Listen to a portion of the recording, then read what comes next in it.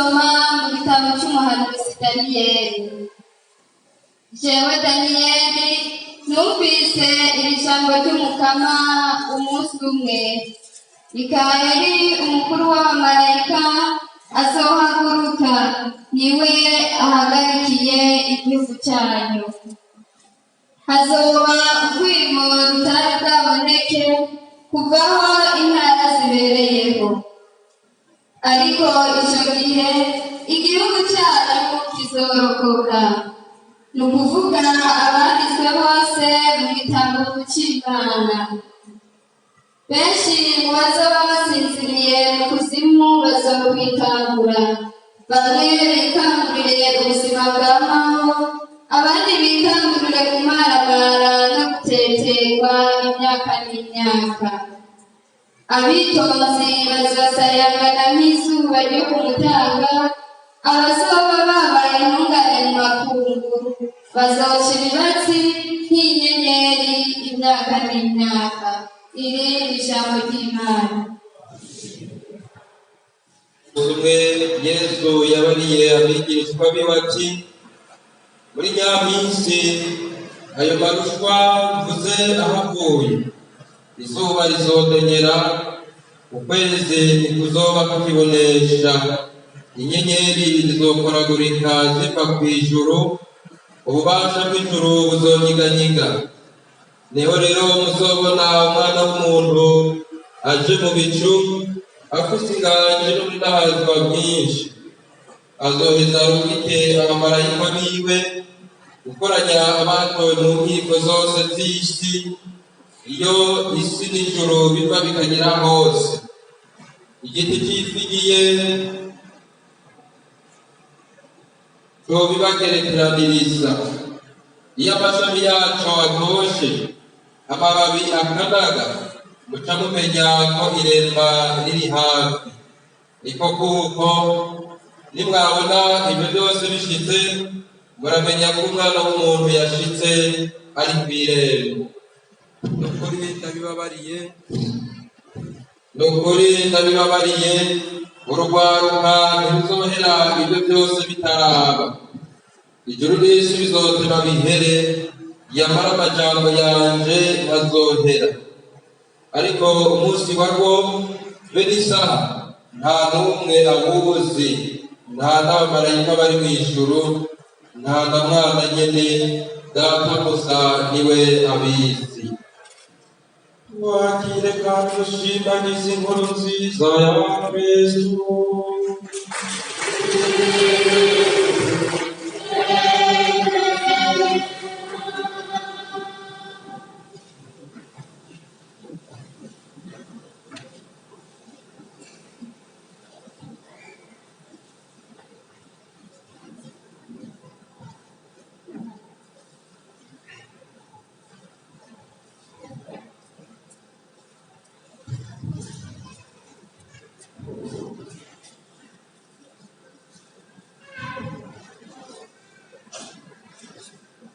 Bakristu mwese muryango w'Imana, basaseredoti bihebeye Imana, boro bacu mwaje kugira ngo tubagirire umunsi mukuru. Mwebwe mwese mwitunganije kugira ngo uru rubanza rushoboke, nitugire Kristo. Uyu munsi w'Umukama usozera, uri mu minsi isozera iminsi y'Imana yo mu mwaka, nk'uko mubibona niwo umubyeyi wacu Papa yashimye kuba umunsi mpuzamakungu wagenewe amahoro. Nk'uko mwabyumvise mu ijambo yaturungikiye ngo rituyobore kuri uyu munsi, uyu mubyeyi w'Ekleziya asubiramo rya jambo Yesu yabarira abari bashikakujwe n'uko hari uwumugiriye icyiza, akagira ati, aborobo muzobahorana, kandi mubishaka mwoshobora kubagirira neza, ariko jiwe ntimuzomporana. Iryo jambo ni ijambo rikomeye cyane, ritumenyesha ko umworo wa mbere ari Yesu wenyine ubwiwe, kandi ko uko kose dufashije umworo nako ni uko kose twemeye gusangira n'umworo, tuba twemeye gusangira na Yesu Kristo, tuba twemeye gufasha Yesu Kristo wenyine ubwiwe. Nako nyene kuri wa munsi w'imperuka uyu bahejeje kutwibutsa mu nkuru nziza y'uyu munsi, kuri wa munsi w'imperuka Yesu azodusangiza ku meza yiwe y'ubwami, ari uko tuzoba twaramwakiriye tukemera kuza turasangira nawe muboro no muri abo bantu bato bato bose, nk'uko ya nkuru nziza ya Matayo ibitubwira mu kigabane ca 25. Kandi rero nk'uko babitubariye, aboro ntitubaronderere kure, turamana nibajya nyene bo mu kibano.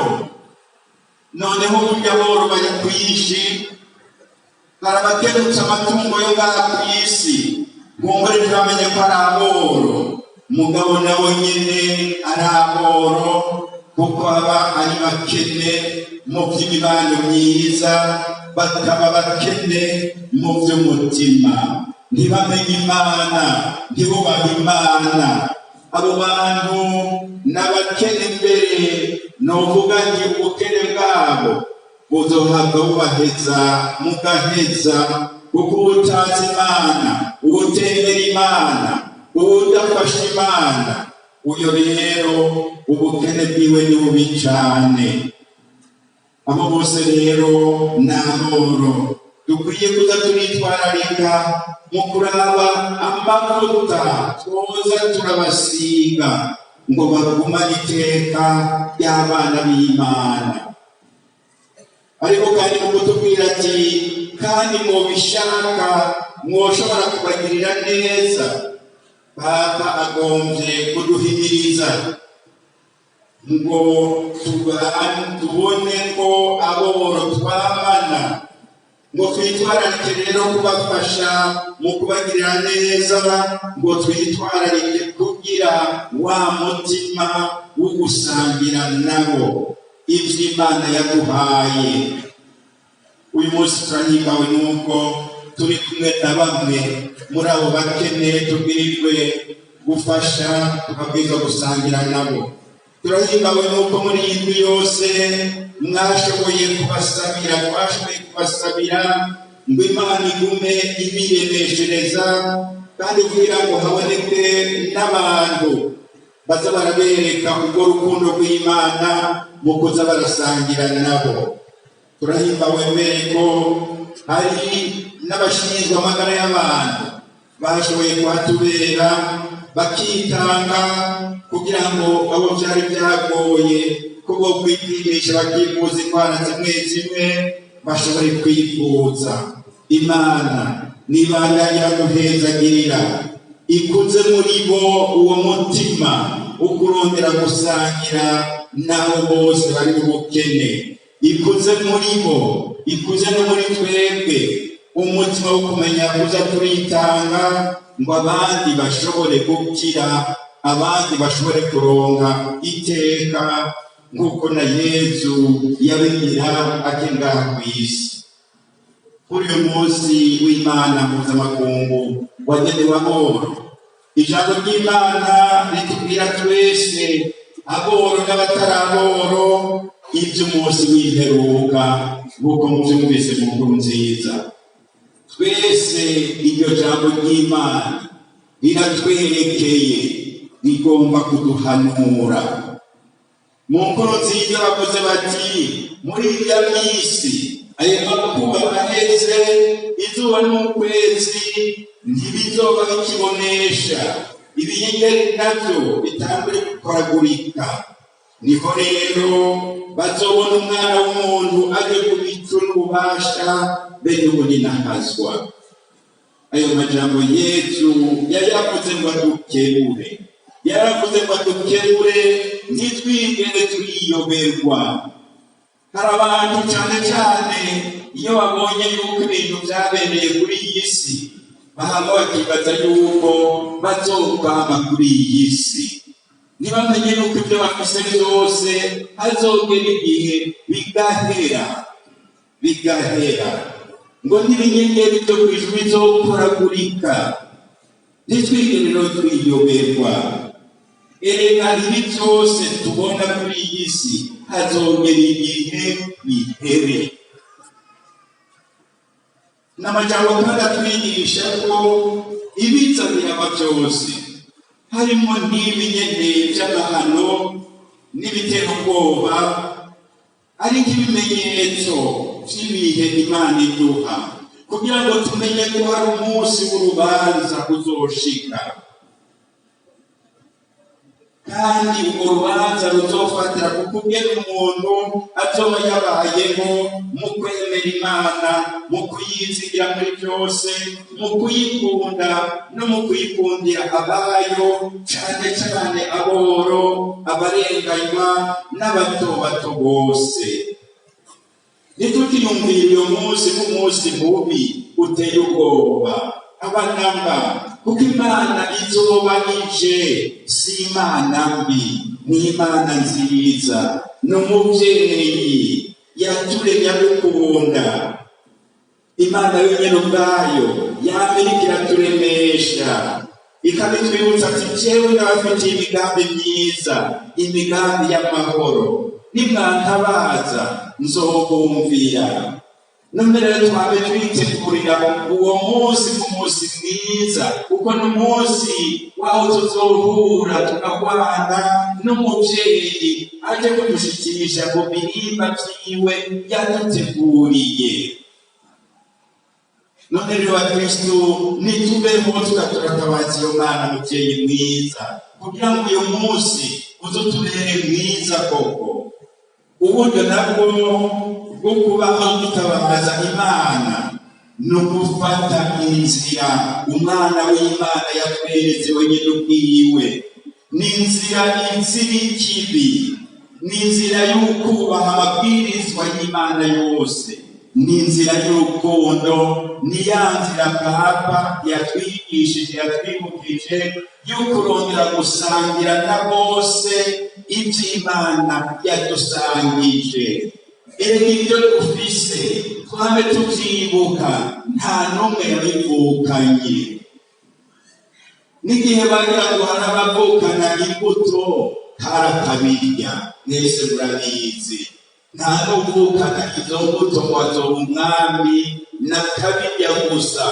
Twese ibyo dufise uko bingana kose, uko turi, twabihawe n'Imana, kuko nta n'umwe yabivukanye. Nicyo gituma rero twokama dusaba Imana ngo tumire kuza turasangira iby'Imana yaduhaye, kuko byose ni ingabire z'Imana, kandi Imana igomba yuko abayo bose boza barasangirako. Abantu bakuze mu mutima w'urukundo, n'ibi byose by'amahano biza biraza, naho byobashikira, ariko abantu barumva yuko bitabashikiye nk'igihe baba batari basanzwe bari mu rukundo. Abantu babana neza, bakabana mu rukundo, naho ijuru ryomera ntiribaguyeko, baguma baremye. Burya n'abantu bamererwa nabi nk'abashikiwe n'amakuba babanye nabi, basanzwe bankana, bose bacabura iyo bata umutwe. Ariko abaramutse bagowe mugabo bakundana, bashize hamwe, barafashanya, amagorwa bakayasangira, bakaremeshanya, ugasanga n'ayo magorwa ntabaremereye kuko yo baremereye. Muramaze namwe nyine kubibona, nyir'inzara yateye mu rugo, abubakanye basanzwe bakundanye baramenye ingene bavyifatamwo, na duke baronse bakadusangira, ugasanga bibaye mitende. Burya nta magorwa aruta kugorerwa mu rwango. Abantu bagowe basanzwe badakundana, noneho bica biba urudubi, kuko baca batangura gutana bw'umwikomo, bagatangura kugira ngo urancuze, kumwe abasangiye ubusa bita n'ibisambo nyene. Nico gituma rero twokwama turondera gukura muri urwo rukundo, kuko niyo amagorwa aje asanzwe turi mu rukundo, ayo magorwa araheza akamera nk'agabanutse, kuko amagorwa asangiwe aragabanuka, akanyamuneza gasangiwe nako kakongerekana. Yego cyane, nta magorwa aruta kugorerwa mu kwango. Nitwamenera mu rukundo, nibwo buryo bwo kubaho twitegurira umuzo w'umukama naho hoba amagorwa. Ngiryo ijambo rya mbere rikuru twokura muri iyi nkuru nziza y'uyu munsi. Ijambo rya kabiri, ibi batubwira by'urwimo n'intambara uko bwose bije byama bigira abo bihitanye, umunsi wabo ukabushitse. Uko rero umunsi w'abandi ushika, nibidufashe kumenya ko n'umunsi wacu uriho. Tugomba ko tutadutera ubwoba, tubeho uko bibereye abana b'Imana.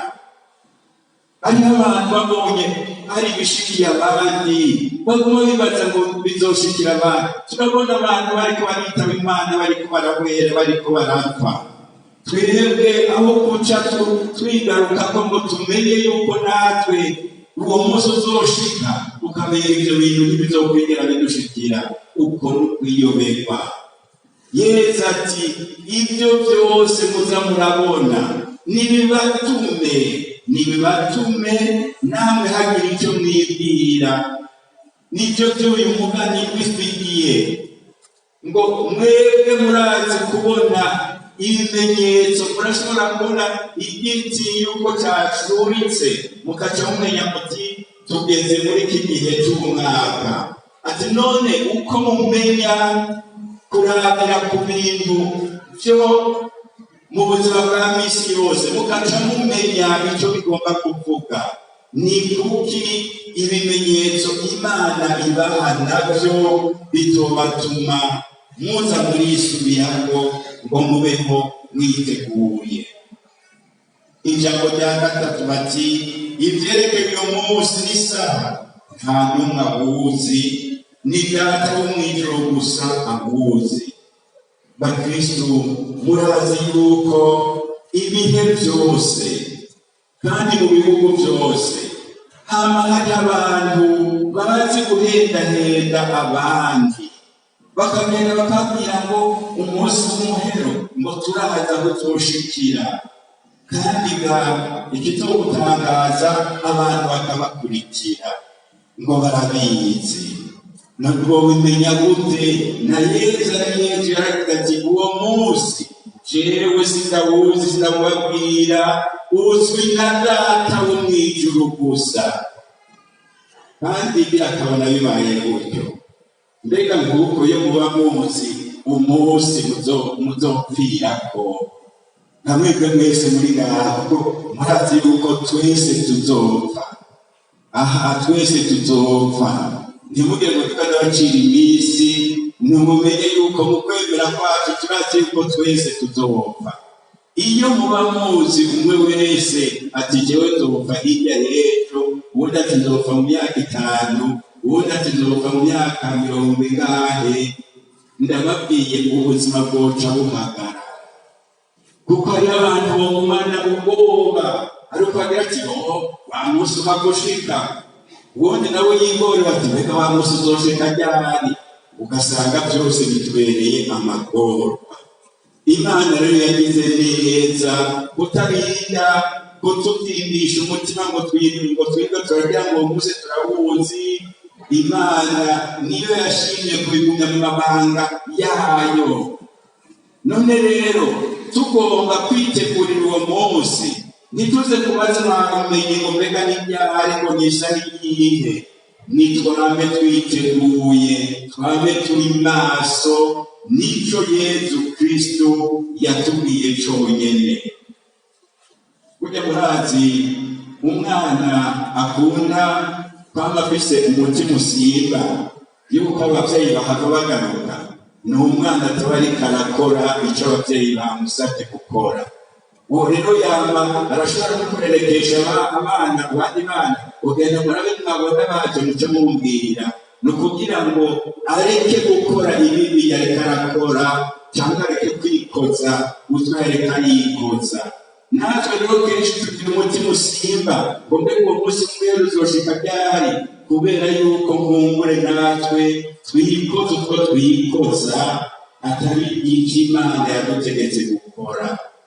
uyu munsi kuba tubwiye yuko twokwitwararika agora tukitwararikana, dusabere Imana kugira ngo ikuze muri twebwe uwo mutima w'urukundo wo kumenya gusangira n'abandi bose duhereye ku boro ibyo Imana yadusangije.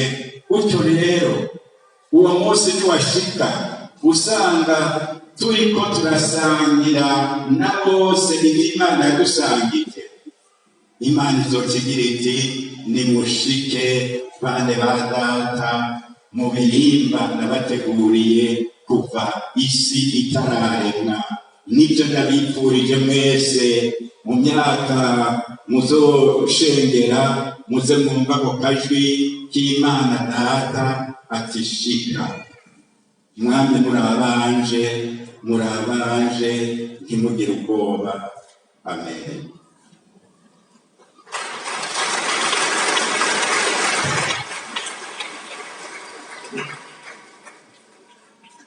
muve hasi tubandanye dusenga no kugaragaza kwemera